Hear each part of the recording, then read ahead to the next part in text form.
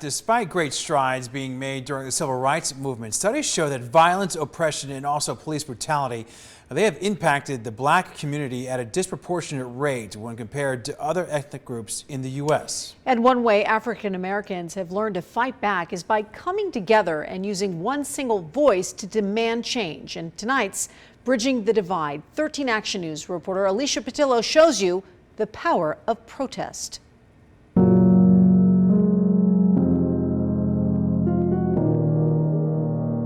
And that's what protest is. It's a disrupting of a space to say, look, if it does not change, I will make this space a living hell. America remains a country divided.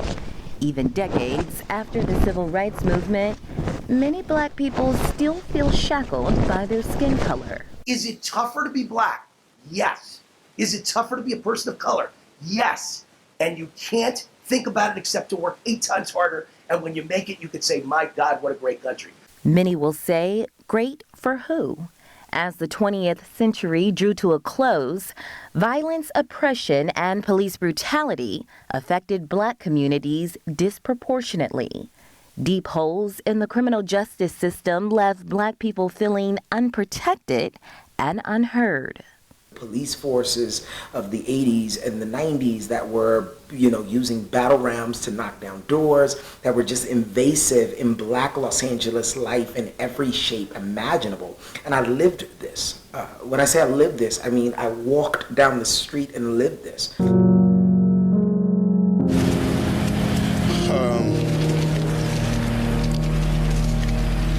We'll get our justice. They've won the battle, but they haven't won the war. On March 3rd of 1991, Rodney King, on parole for robbery, led members of the Los Angeles Police Department on a high-speed chase while driving under the influence.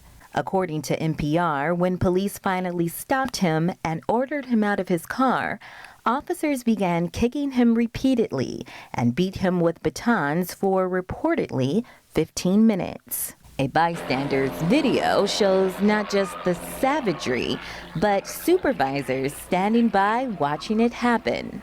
Officer Powell, you wanted him to get up, didn't you? No, sir. You wanted him to move towards you, didn't you? No, that's not what you wanted to hit him in the head with a baton, didn't you? No, sir. The Rodney King beating shed an ugly light on what black families saw as reality. There was a sort of energy in the city. There was a sort of common thread that if these officers are found not guilty, we will erupt. What might have seemed like an open and shut case did open and did shut with a not guilty verdict. The jury has reached a verdict on all counts except one. We, the jury, in the above entitled action, find the defendant Lawrence M. Powell not guilty, find the defendant Timothy E. Wind not guilty, find the defendant Theodore J. Bacino not guilty, find the defendant Stacy C. Kuhn not guilty. The eruption many predicted came true. The racial divide was pushed to the brink. And it isn't as if black folks just erupted out of nowhere. We're talking decades. We're talking decades of asking different from a city that never gave.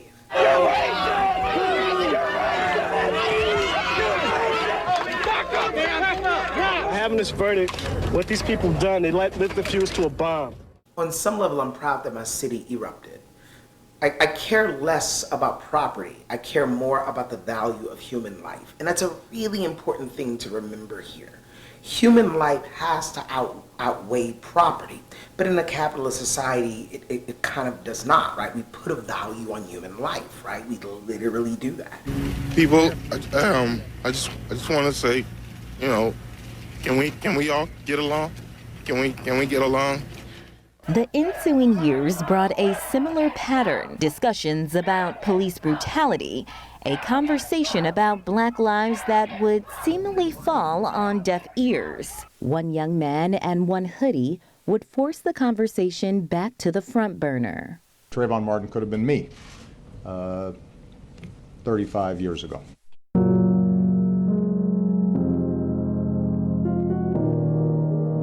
On February 26, 2012, Trayvon Martin, a black teenager, was shot and killed just outside Orlando, Florida, by George Zimmerman, a member of the community's Neighborhood Watch. Zimmerman believed Martin looked suspicious, describing to dispatchers that Martin was wearing a hoodie and had his hand in his waistband looking at homes. It was later determined that Martin was holding a bag of Skittles and a can of iced tea.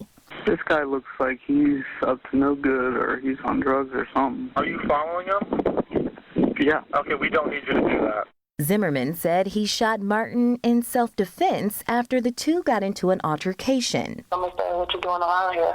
Somebody push Trayvon because the head said this down. Initially, Florida's Stand Your Ground law prohibited police from arresting or charging Zimmerman. When George Michael Zimmerman is arrested, prosecuted, and convicted for the murder of Trayvon Benjamin Martin, I'll rest a little bit.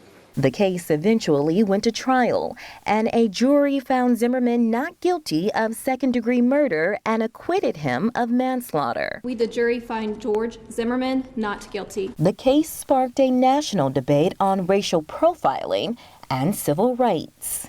If a white male teen was involved in the same kind of scenario, that from top to bottom, both the outcome and the aftermath might have been different. The death of Trayvon Martin would soon lead to something much bigger for the black community and all of America.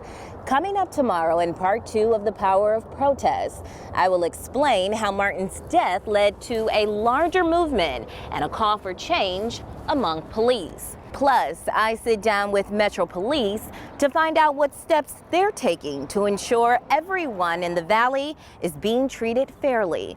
Alicia Patillo, 13 Action News.